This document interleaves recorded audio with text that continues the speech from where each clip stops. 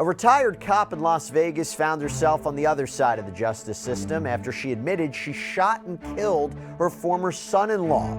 And her reasoning could be a Hail Mary at trial. We're breaking down this case with trial attorney Richard Schoenstein. Welcome to Sidebar, presented by Law&Crime. I'm Jesse Weber. 5 years after a woman allegedly shot her former son-in-law, Sean Babbitt, inside of her home in Las Vegas, her trial is finally underway.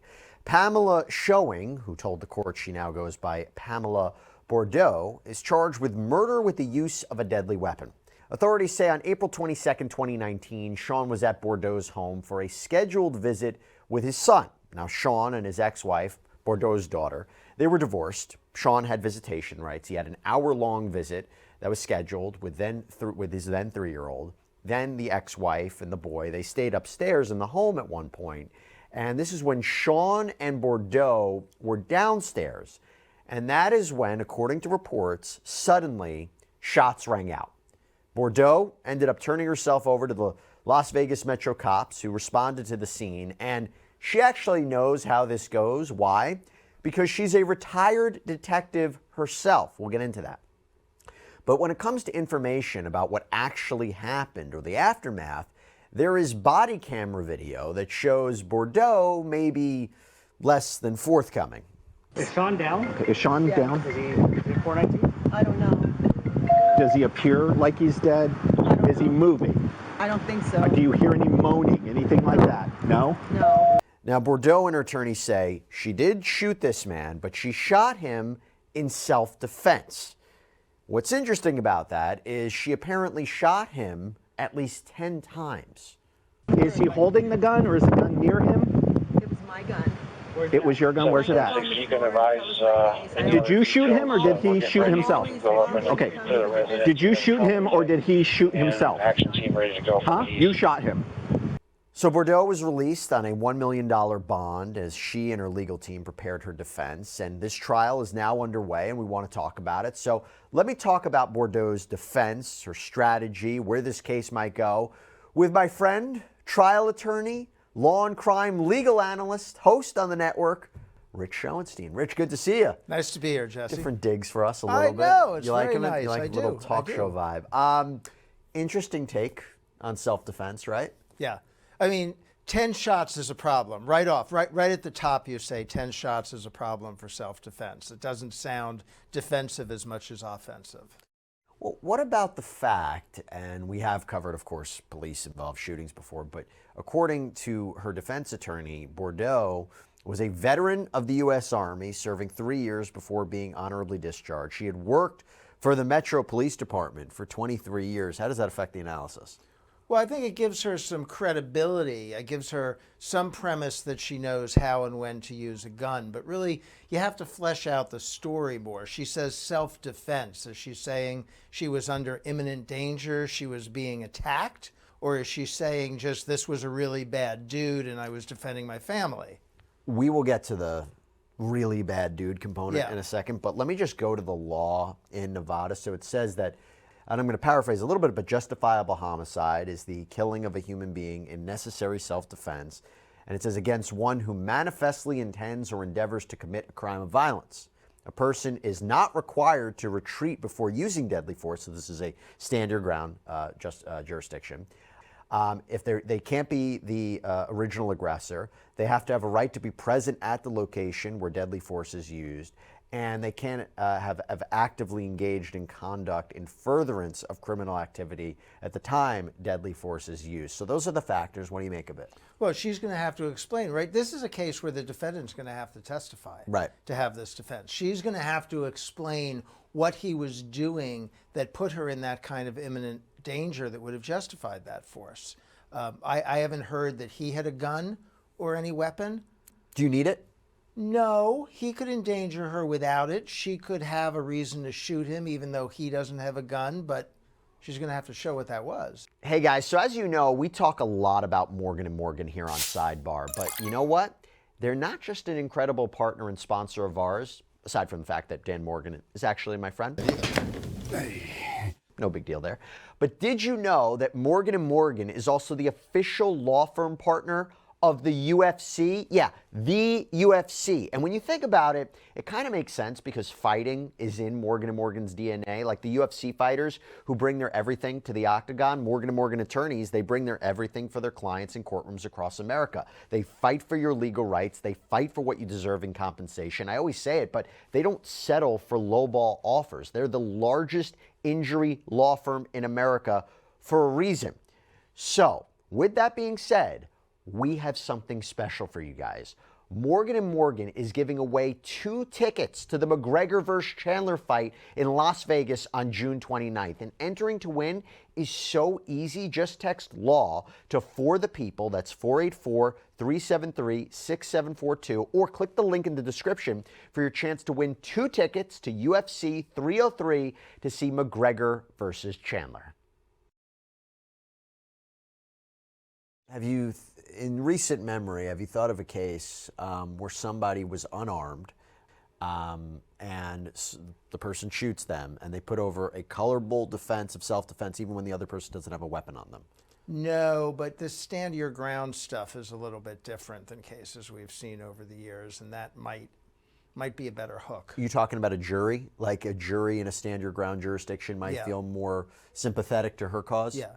Well, I think the defense strategy, again, we're going to get into the bad guy stuff. I think the idea here is to get this jury really sympathetic to her cause. So, yeah, this is where it gets interesting. According to Bordeaux, Sean was allegedly unstable and a danger to Bordeaux's family and the community at large because of, quote, deviant sexual behavior. So the defense filed a report from clinical and forensic psychologist John Paul Garrison. And Garrison says he reviewed multiple records related to Sean, including emails, text messages between Sean and his ex-wife. And in those messages, Sean reportedly admits to deviant behavior. Garrison wrote, quote, as he found pornography less satisfying, he continued down the porn rabbit hole. Sean reportedly admitted to watching pornography where animals like dogs and horses were having sex with humans. He also allegedly mentioned incest role plays in these messages. The report says Sean also admitted to using heroin. Now, Garrison referred to a handwritten and notarized letter from Sean where he turned over all parental rights, writing, I am an unfit parent. Now, this is again according to Garrison, but Sean's visits with his 3-year-old, they were limited to 1 hour a week, which is kind of interesting to think about. And the psychologist concluded Mr. Babbitt's impulsive behavior, addiction to extreme pornography, and inadequate therapy significantly contributed to his propensity for violence. The perception of imminent danger felt by Miss Bordeaux is consistent with the evidence of Mr. Babbitt's escalating and volatile behavior. So that's interesting. Well, that's very interesting. So, and they have to connect those things, right? They can't just show that the guy watched bestiality porn, which obviously they would like to tell the jury that because that's going to make them feel less sympathetic for him and more sympathetic for her. But it doesn't connect to an imminent threat of violence. The fact that he had this outrageous behavior, the fact that he's divorced, the fact that he's been limited in the visitation rights for his child, none of that really goes to whether she was under imminent threat of violence when she shot him 10 times. Well, let's break that down for a second. Sure, if somebody is violent in the past, it doesn't necessarily mean you can use deadly force on them at that point. But doesn't it go to her perception of events? Doesn't it go to her subjective belief that taking all of this in mind, what she knows about him, if they're having a conflict, if they're having a disagreement, she knows she might be on heightened awareness? Well, I'll give you my take on it from the other side is that none of that evidence is that he was violent. They're saying there was a propensity of violence because he did these things. He was a heroin addict. That doesn't make him violent. He watched porn. That doesn't make him violent. He was a bad father. That doesn't make him violent. So how do those show a propensity for violence? Now, can she argue that because she knew all of that about him, she felt he was unstable, and therefore at the moment she shot him, she felt that she was in danger? Maybe. That's how they got to try to get it in, right? You're absolutely right. Her state of mind, I knew all these things about this guy. I felt in danger at this moment. But she's going to have to show something more than just his past conduct. And I've seen this before in other cases where, look, if these allegations are true about what he was interested in, disturbing. But having said that, there are some people who would say it's not fair to paint a broad brush of everybody like that, right? So in the sense, like, he might be addicted to pornography, but everybody who watches pornography doesn't mean that they're violent, right? Right. And I would say, though, if you're talking about incest and you're talking about him spending time with his young child, and there was this limited visitation rights, could she perceive that as trying to, because the self-defense statute says it's not just about defending yourself, it's about defending other people in the household. I think maybe she can make that argument. But the answer to that again is imminent threat of violence. Right? If she perceives that he's a threat, go to the authorities. Get his visitation canceled permanently. Or get a monitor assigned to participate in those visitations to make sure nothing goes wrong. It doesn't mean you can shoot the guy 10 times. 10 times, I think, is but you've seen cases before where somebody opens fire, shoots somebody multiple times, and they're found not guilty by self-defense? Yes, because once you start shooting somebody, you want to make sure you get the job done. So, and it depends where the shots were fired, right? So if you shot somebody 10 times in the chest and the head, maybe excessive, but if you fire one at the leg and then one at the arm, and that doesn't stop them. Well, where they're fired, also, are they coming or going, right? Is the person coming at them or going away? Now, because she has law enforcement experience, that to me makes it more suspect that she shot him 10 times, right? Because she knows how to use a gun. So why does she need to shoot him more than a couple of times? That's a good point. Now, his family calls this an execution, that Sean had defensive wounds from bullets on his hands along with wounds to his head and torso. His ex-wife told authorities that she didn't hear any kind of dispute or confrontation before the gunshots, which is definitely a negative for Miss Bordeaux. And Miss Bordeaux also reportedly had no injuries. Now, the prosecution says that this was an unprovoked attack. It was an absolute ambush, an absolute execution, that Sean's family insists he was a peaceful individual who was kind and loving.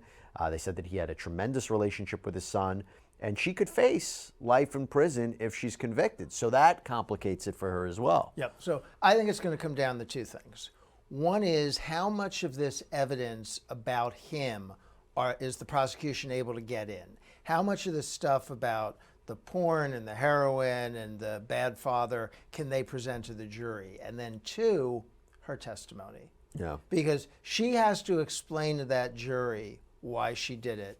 And they have to feel sorry enough for her not to convict her. It's actually interesting. You would think that some members of law enforcement or former military would be excellent witnesses. And I'll tell you, a lot of times in the cases we cover, they're excellent witnesses. The way they testify, the way they prepare, the way they recite details. It's different, though, when they're on the stand testifying in their own case. Yeah. And sometimes they get a little emotional, they get a little defensive. How do you anticipate somebody with that background would testify in a case like this? Well, I think the background is helpful. I mean, she might even have experience on the stand that would be helpful. But this sounds like a very emotional thing. I mean, this was a mother and a grandmother who says she was protecting herself and protecting her family. That's full of emotion. Yeah. And she killed a man, and that's full of emotion. So I don't expect it to be a, only the facts, ma'am, kind of testimony, and it really shouldn't be. She's got to connect with the jury. And of course, there's her testimony, but as I mentioned, some of the physical evidence, if it doesn't quite line up to her theory of what happened and the lack of injuries. Now, you don't necessarily need to have injuries, because they would say, what, do I have to wait to get hit?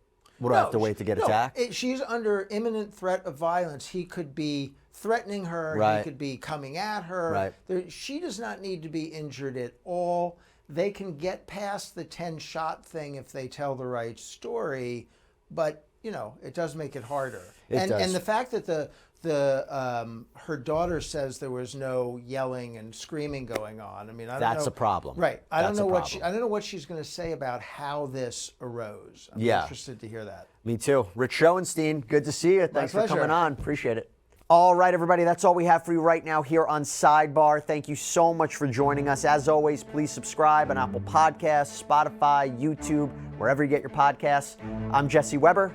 I'll speak to you next time.